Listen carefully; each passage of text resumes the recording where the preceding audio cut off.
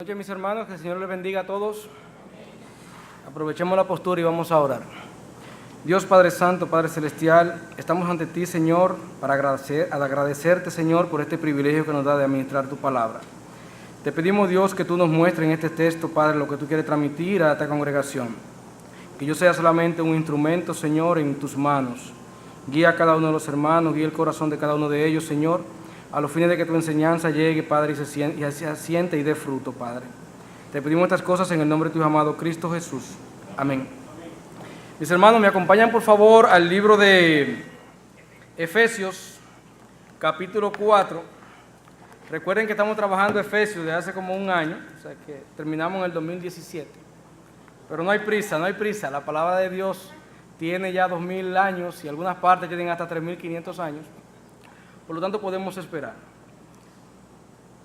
Me acompañan a la lectura de Efesios capítulo 4 y dice así: Yo pues, preso en el Señor, os ruego que andéis como es digno de la vocación con que fuisteis llamados, con toda humildad y mansedumbre, soportándoos con paciencia los unos a los otros en amor, solícitos en guardar la unidad del Espíritu en el vínculo de la paz, un cuerpo y un espíritu, como fuisteis también llamados a una misma esperanza de vuestra vocación.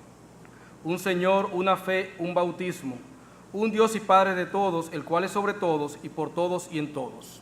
Esa es la parte de que vamos a trabajar en el día de hoy, la parte que vamos a ministrar en el día de hoy. Recordemos que cuando la carta de los Efesios está dividida en dos partes, la primera parte, son los primeros 3 capítulos, está sumamente cargada de doctrinas que ya hemos visto en estos estudios, como son lo de la redención por parte de Jesucristo, lo que fue la escogencia de Dios, lo que es el sello del Espíritu Santo, lo que es la morada del Espíritu en nosotros, lo que es el desvelo del misterio de lo que era la iglesia, y lo que es la reconciliación tanto del hombre con Dios como del hombre, tanto el gentil con el judío como del hombre con el hombre. Entonces ya en la segunda parte de Efesios, a partir del capítulo 4 hasta el capítulo 6, lo que vemos es la aplicación práctica de la carta. Es como ponerle ruedita a la bicicleta. Conocemos las doctrinas, ahora tenemos que ver entonces cómo vamos a vivir con la doctrina. Tomemos en cuenta algo. El Señor a nosotros ya nos escogió, si somos salvos obviamente, ya nos escogió, ya nos predestinó, ya fuimos rescatados, fuimos colocados en la iglesia y también tenemos una morada celestial. Ahora, si vemos la realidad es que todavía estamos aquí. Entonces, la parte de esta parte de la palabra, lo que vamos a ver es cómo vivir mientras estamos aquí en medio de la iglesia. La primera parte, yo lo he dividido en 3 partes, esta sección. Los primeros 2 versículos, los voy a repetir. Yo pues, preso en el Señor, está haciendo referencia a que él se encontraba preso en ese momento en la ciudad de Roma. Os ruego que andéis como es digno de la vocación con que fuisteis llamados, con toda humildad y mansedumbre, soportándoos con paciencia los unos a los otros. Cuando vemos lo que ha pasado con las diferentes iglesias en los tiempos, nos hemos dado cuenta que todas las iglesias han buscado una manera de cómo guiar a sus feligreses a vivir en esta tierra. Tenemos, por ejemplo, la Iglesia Católica, la cual se estableció como dueña y absoluta de toda la verdad, y solamente tú tienes salvación mientras tú estés arrimado a la iglesia. En el momento en que tú te alejes de la iglesia, inmediatamente te conviertes en hereje y por lo tanto tú has perdido la salvación. Otras iglesias han establecido lo que es el andar de sus miembros, para no decirle cristianos, a partir de un conjunto de normas y leyes que tú debes cumplir. Si saliste de esas normas o de esas leyes, inmediatamente tú te quedas fuera de la iglesia. Es lo que pasa con los testigos de Jehová y otras denominaciones. Y esas personas se les olvida que Israel fue manejado por más de 600 mandamientos de qué hacer y qué no hacer.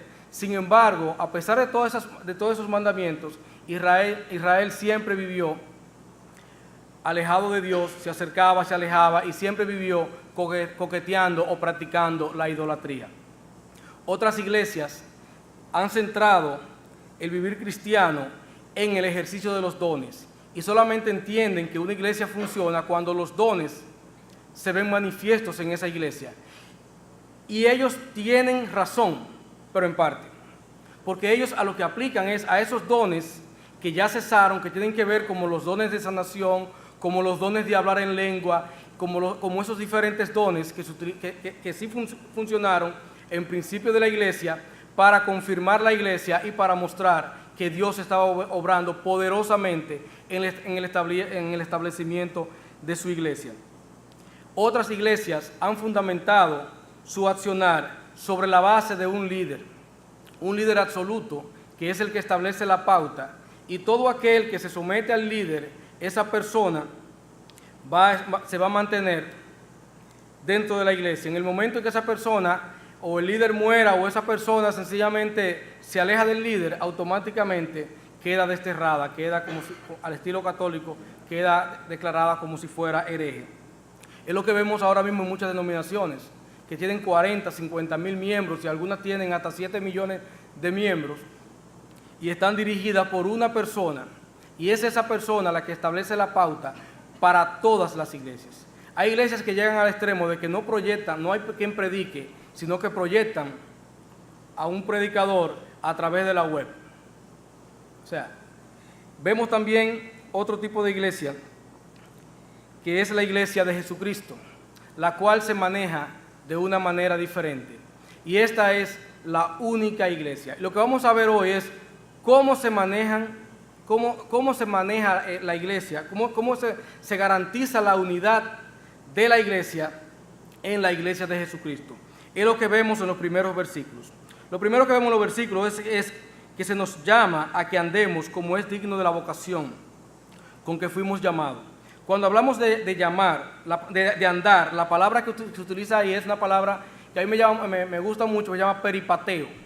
Peripateo, peri significa perímetro, de ahí viene la palabra perímetro, y pateo, sabemos que es patear, o sea, es andar en el perímetro, o sea, es moverse, es comportarse, es la manera en que nosotros debemos hacer toda nuestra actividad en nuestra vida cotidiana. No es sencillamente cómo nos comportamos dentro del templo, sino en todo lo que es nuestra vida como cristianos. Ese andar debe ser un acto digno, como vemos aquí, que debe ser digno, dígase de peso valioso, y debe corresponder con el llamamiento santo con que fuimos beneficiarios. Y es que cuando fuimos llamados, fuimos poseedores de una nueva ciudadanía.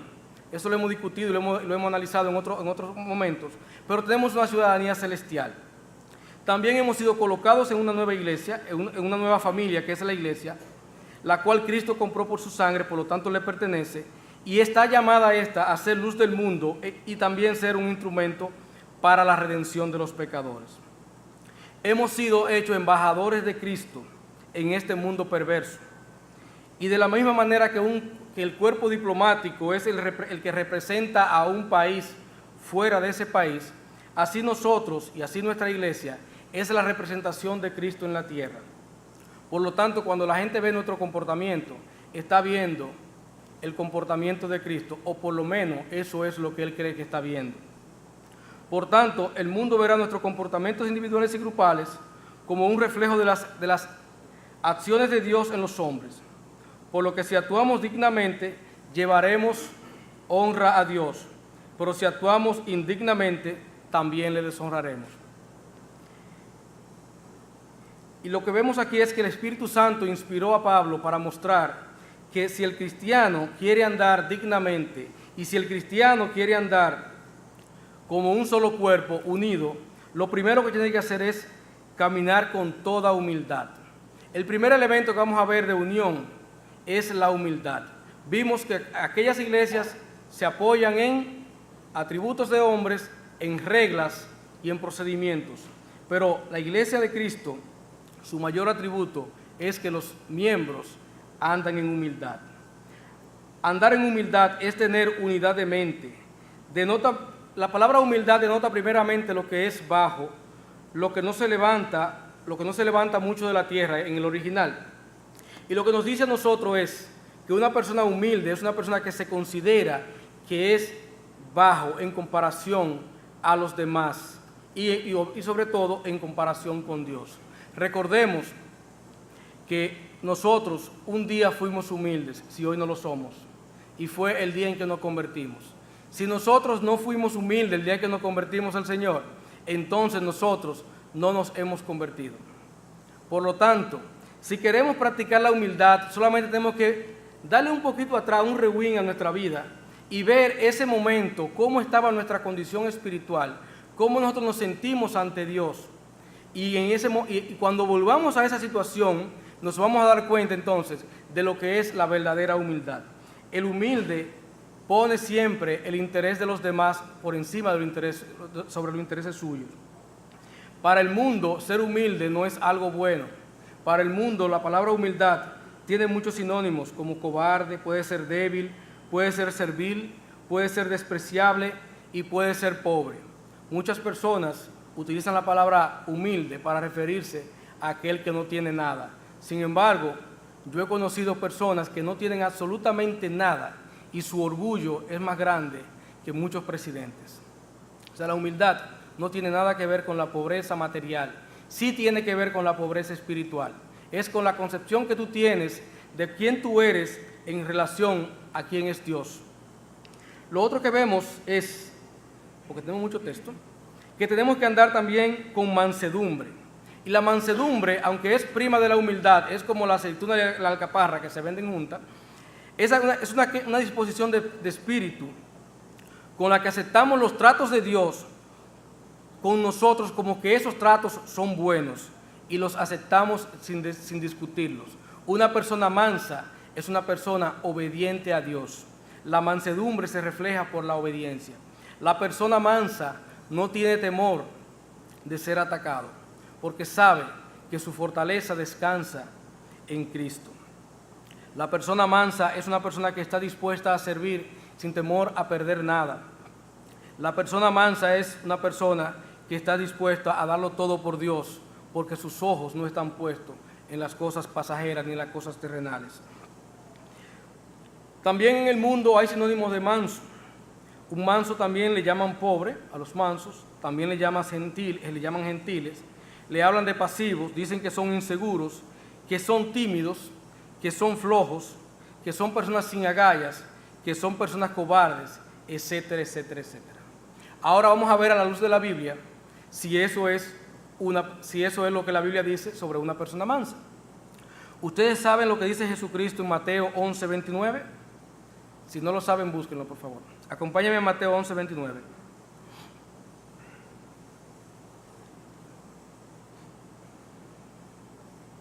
Mateo 11, 29 nos dice: llevad mi yugo sobre vosotros y aprended de mí, que soy manso y humilde de corazón, y hallaréis descansos para vuestras almas.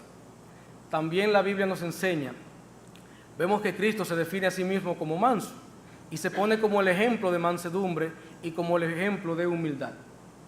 Pero vemos también que Mateo 5:5, hablando de las bienaventuranzas, nos dice: bienaventurados los mansos, porque ellos recibirán la tierra por heredad. Entonces vemos que los mansos son personas que reflejan el carácter de Cristo y son personas que además son los que van a heredar la tierra. O sea que si es por el mundo, Dios está loco porque le va a dar la tierra a un grupo de cobardes, a un grupo de serviles. Entonces, como sabemos que Dios tiene razón, sabemos entonces que ser manso es un don. De hecho, la mansedumbre forma parte de lo que es el fruto del Espíritu. Miren lo que dice la Biblia sobre otra persona, sobre el varón Moisés, hablando de la mansedumbre. Números 12:3. Y aquel varón Moisés era muy manso, más que todos los hombres que había sobre la tierra. Entonces, definimos a Moisés como manso. Y ustedes saben la historia de Moisés, ¿verdad? Moisés fue tan manso, tan débil como lo ve el mundo, y tan cobarde, que se enfrentó al poder político, a la potencia política más fuerte que existía en el mundo entero en su época, que era el faraón, que era el imperio egipcio. Se enfrentó a los amalecitas en el desierto, un pueblo que estaba acostumbrado a pelear en el desierto. Mantuvo a su pueblo unido a su alrededor durante 40 años por todo el desierto, proveyéndole comida, proveyéndole dirección, proveyéndole todo. Una persona cobarde no hace nada de esas cosas. Ahora, Cristo, vamos a ver el caso de Cristo. Cristo era manso y se enfrentó al poder político y religioso de Israel en ese momento. Recuerden que había una componenda entre lo que eran los quienes dirigían a Israel en la parte política con lo que era los que dirigían a Israel también con la parte religiosa. Cristo era manso y no escatimó usar su condición de Dios para librarse de las dificultades de su ministerio. Vemos que Cristo pasó todas las dificultades que puede pasar una persona en este mundo. Y hay que considerar algo, estamos hablando de 2000 años atrás. Se andaba a pie, se andaba en barcos de mala calidad, se comía uno como el que tenemos ahora, también se vio sometido a muchas tentaciones y a todas las tentaciones acudió, las rebotó, diríamos, o la enfrentó, acudiendo a un poder del cual voy a hablar ahora. Cristo era manso y entregó su vida al tiempo señalado por Dios. No la retrasó ni un minuto. En el momento en que tenía que entregar su vida, en ese momento lo hizo. Entonces podemos ver por Cristo, por Moisés, por los apóstoles y en cualquier persona mansa sobre la tierra, que la mansedumbre es el fruto de poner dócilmente toda su confianza en Dios. Toda nuestra confianza en Dios, si la colocamos, nos convertimos en personas mansas. Es reconocer la soberanía de Dios sobre nosotros y apegarnos a su plan para nuestra vida. Es olvidarnos del yo y someternos al plan de Dios para nosotros. Andar en mansedumbre es anteponer el bien de los demás sobre nuestros derechos, sin sacrificar nuestros principios, reconociendo que todo lo que poseemos nos ha sido dado por gracia, y eso trae unidad. Andar en mansedumbre, andar en humildad, va a traer unidad en el cuerpo de Cristo. ¿Por qué? Porque tú vas a enfrentar a los problemas con el deseo más de ayudar que de destruir, más de construir que de destruir. Que cuando un hermano caiga, tu enfoque no va a ser en cómo sacarle beneficio a esa situación, sino en cómo ayudar al hermano a levantarse.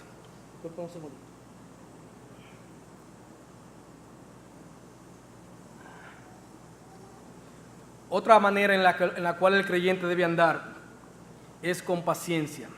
Es lo que vemos en el mismo versículo 2. Con toda humildad y mansedumbre, soportándoos con paciencia los unos a los otros en amor. La palabra soportar que aparece aquí es aneco, y en el original tiene un significado que viene siendo como mantener arriba, sostener o tener. En este pasaje implica ser de apoyo a aquellos que son más débiles, ser soporte para aquellos que no pueden sostenerse, y es algo que debemos estar dispuestos a hacer por los hermanos más débiles. No es simplemente recibir una ofensa y quedarnos pasivos, es dejar pasar la falta y ayudar al otro a seguir creciendo en santidad. Estamos hablando de que el cuerpo de Cristo debe apoyarse todos como una sola unidad. Y si somos una unidad y sabemos que no todos tenemos el mismo grado de madurez, siempre vamos a necesitar apoyarnos de alguien y siempre vamos a necesitar apoyar a alguien. Cuando una persona está siendo discipulada, es una manera de ayudar a esa persona a crecer. Cuando una persona está en el error y usted puede acercarse a él y ayudarle, usted también está sirviendo de soporte a esa persona. Cuando usted toma a alguien dentro de la iglesia y lo toma como si fuera su pupilo para ayudarlo a crecer, usted también lo está soportando. Entonces, eso es un trabajo que debe hacerse con paciencia. No es un trabajo que debe hacerse un día y soltarlo en banda. Es un trabajo que toma tiempo, es un trabajo que tenemos que hacerlo con amor. Y esa es la cuarta manera en la cual debemos andar en nuestra iglesia. El creyente debe andar en amor hacia los demás. Es un amor de la mente, la razón y la voluntad. No es un amor eros, es un amor ágape, es un amor que pone al hermano en primer lugar. Es un amor que es independientemente de los sentimientos. Es un amor que implica una decisión. Es decidir amar al hermano independientemente de que él no sea como yo necesariamente pienso que debería ser. Vemos en Corintios 13 la respuesta que da Pablo a la congregación de Corinto. Pablo en el capítulo 12 le habla de los dones y le habla así: muy bien que ustedes tengan todos los dones y que lo ejerzan. Pero en el capítulo 13 entonces él le refiere a la parte más importante que los dones, y es el amor. Los dones ejercidos sin amor, lo que te pueden llevar a ti es a la vanidad, lo que te pueden llevar a ti es a la arrogancia, lo que te pueden llevar a ti es a creerte que tú eres dueño del mundo y que tú eres la última Coca-Cola del desierto. Entonces, cuando vemos como Pablo le habla a los corintios, vemos que Pablo les dice en Corintios 13:4, el amor es sufrido, es benigno, el amor no tiene envidia, el amor no es jactancioso, no se envanece, no hace nada indebido, no busca lo suyo, no se irrita, no guarda rencor, no se goza de la injusticia, mas se goza de la verdad. Todo lo sufre, todo lo cree, todo lo espera, todo lo soporta. Entonces, el amor es como el condimento con el cual podemos hacer todo lo otro. Sin amor nunca podremos ser mansos, sin amor nunca podremos ser humildes, y sin amor nunca vamos a tener paciencia. La paciencia requiere amor, y eso lo vemos en nuestros hijos. Cuán pacientes somos, y lo somos con ellos porque los amamos. Asimismo debemos ser también hermanos unos con otros. Nuestros hermanos de la carne, le hemos soportado muchas cosas durante toda nuestra vida, y sabemos que estamos dispuestos a seguirle soportando cosas, y lo hacemos por amor. De la misma manera, a nuestros hermanos en Cristo debemos estar dispuestos a soportar cosas en amor. Pero vemos aquí algo interesante, que todo esto tiene un propósito, y es llevarnos a la unidad. Y es lo que vemos en el versículo 3. Dijimos que las demás iglesias, los demás grupos de personas que dicen ser iglesia, tienen métodos diferentes de cómo mantener la unidad. En nosotros es a través de la humildad, a través de la mansedumbre, a través de la paciencia, a través de soportar a los hermanos y a través de practicar el amor.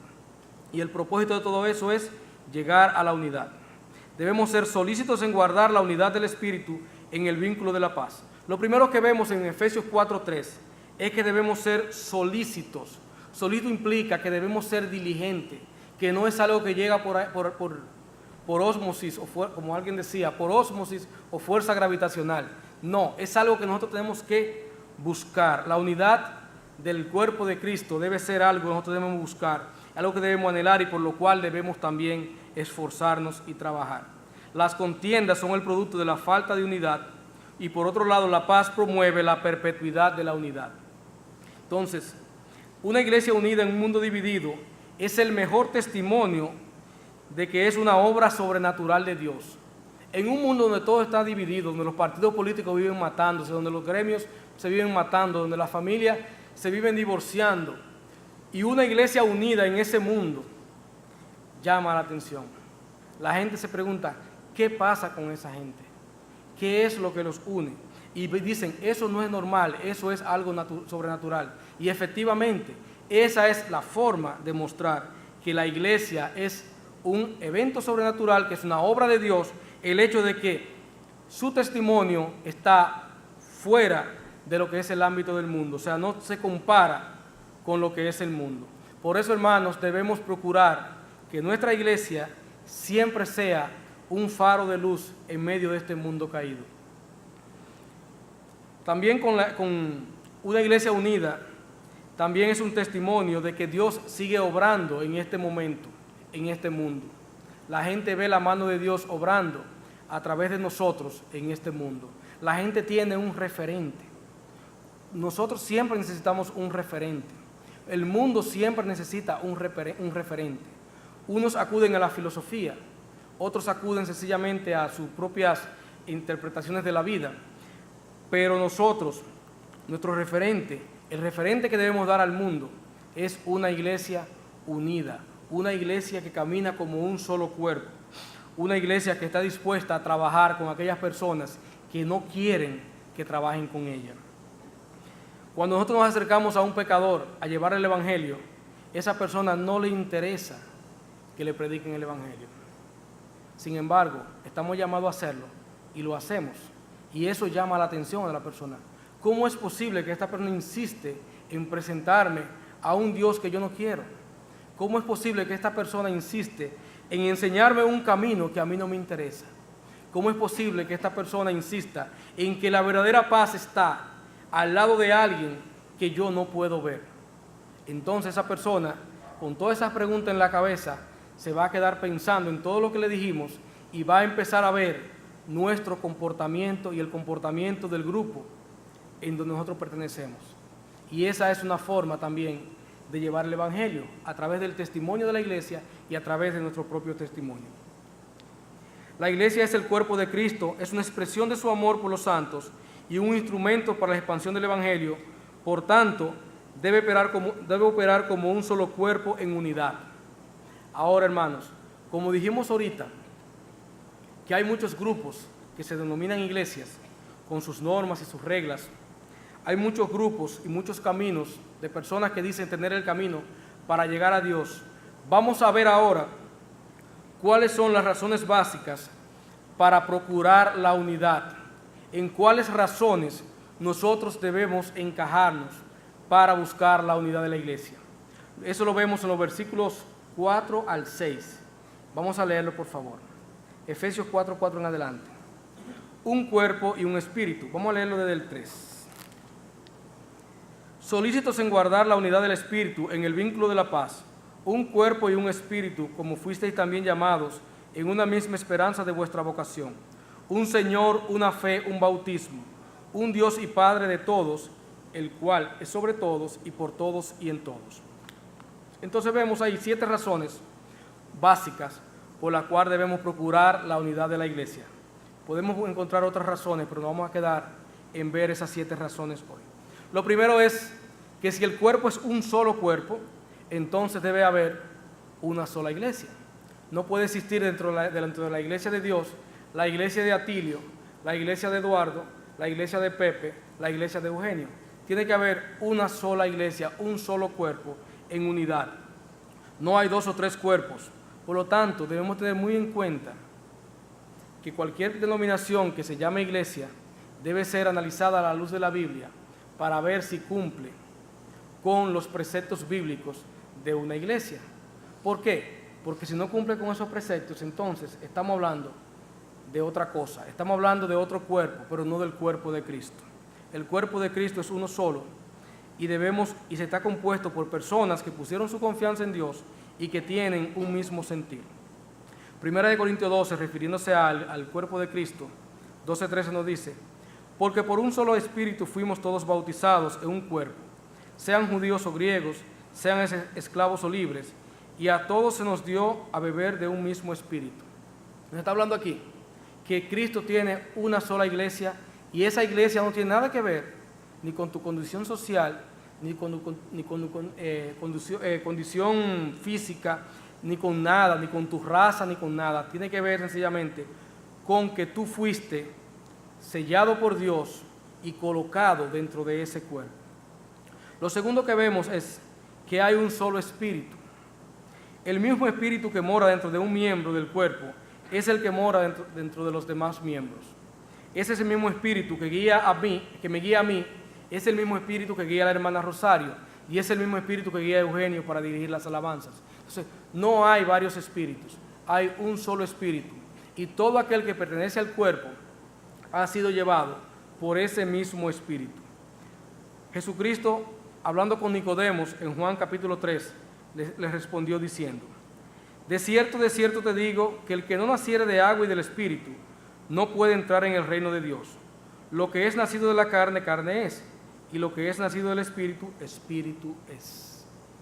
Todos los que somos creyentes porque el Espíritu Santo llegó, posó, selló, santificó y apartó y colocó dentro de la iglesia y además le dejó una herencia celestial. Es el mismo Espíritu que llama, capacita con dones y dirige a cada miembro para que encaje y obre dentro de la iglesia. Actuar independientemente del cuerpo no es de creyente.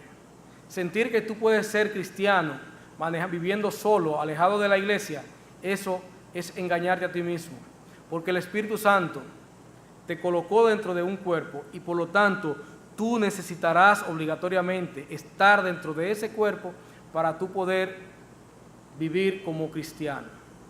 Si tú crees que lo puedes hacer fuera de la iglesia, te estás engañando a ti mismo y es posible que tú no te hayas convertido.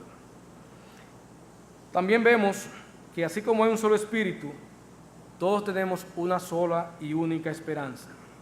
Todo creyente genuino tiene la misma esperanza, que es aquel gran día de la redención.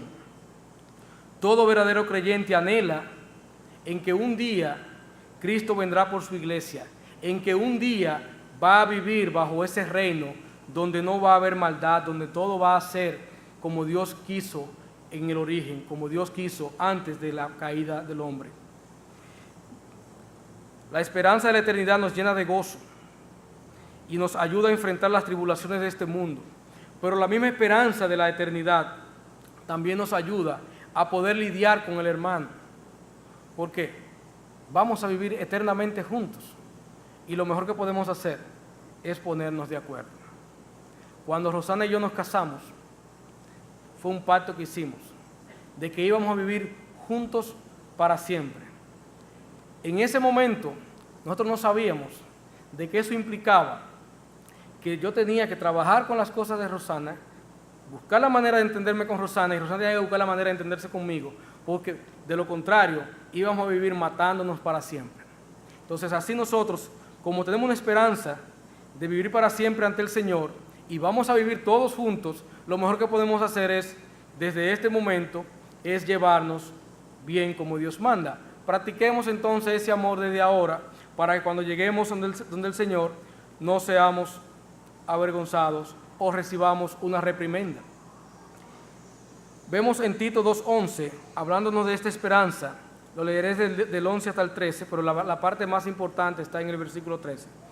Porque la gracia de Dios se ha manifestado para salvación a todos los hombres, enseñándonos que, renunciando a la impiedad y a los deseos mundanos, vivamos en este siglo sobria, justa y piadosamente, aguardando la esperanza bienaventurada y la manifestación gloriosa de nuestro gran Dios y Salvador Jesucristo.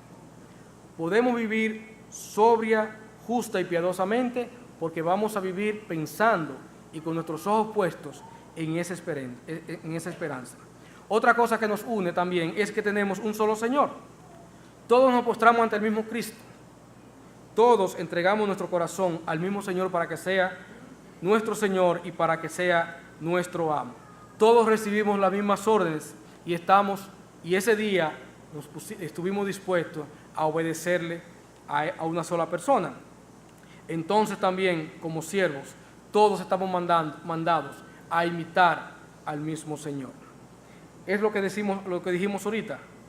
Llevad mi yugo sobre vosotros y aprended de mí, que soy manso y humilde, y hallaréis descanso para vuestras almas. Jesucristo dice, es de mí que tú vas a aprender, es mi yugo que tú vas a llevar, no es otro yugo.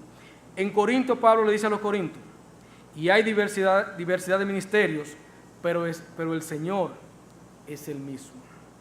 También tenemos una sola fe. Fue por la misma fe puesta en Cristo que nosotros fuimos salvos. No fue por la fe puesta en la Virgen María, ni por una fe puesta en los santos. Fue la fe que pusimos en Jesucristo. Tenemos una fe, hemos sido rescatados por un mismo Señor y también hemos sido bautizados por un mismo Espíritu. O sea que disfrutamos de un mismo bautismo. Todo salvo es introducido al cuerpo de Cristo, siendo crucificado en su muerte y vivificado en su resurrección. Y por último, y no por ser último, no es que sea lo menos importante, sino que lo último lo dejamos siempre para lo más glorioso. Existe únicamente un Dios y Padre, el cual está sobre todos nosotros.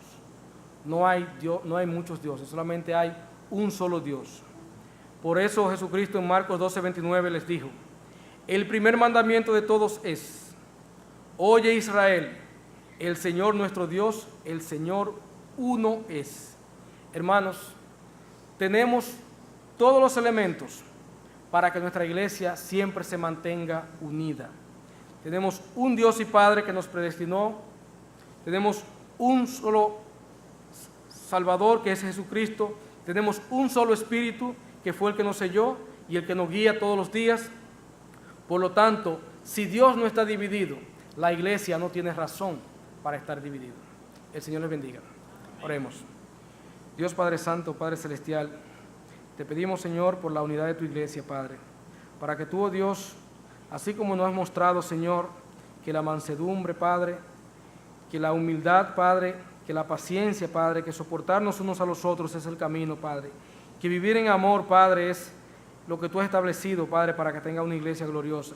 Que esas virtudes, Padre, se manifiesten en cada uno de nosotros, Señor, a los fines de que nunca sean necesarias las reglas, Señor, sino que tú dirijas a tu pueblo, Señor, a través de tu Espíritu, Padre, trabajando en el corazón de cada uno de nosotros. Guíanos en esta semana, Señor. Llévanos, Señor, con tu Espíritu, Padre. Guíanos para que seamos fuente de luz en este mundo perverso, Padre. Guía a los hermanos que viajaron y que están de viaje, que no han regresado, Señor, para que regresen con bien a sus casas, Señor, que no tengan ningún contratiempo en el camino, que lleguen con salud, Padre, y se puedan integrar a su vida laboral, Señor, a su vida eclesiástica, Padre. Bendícenos, oh Dios. Te pedimos estas cosas en el nombre de tu Hijo amado, Cristo Jesús. Amén.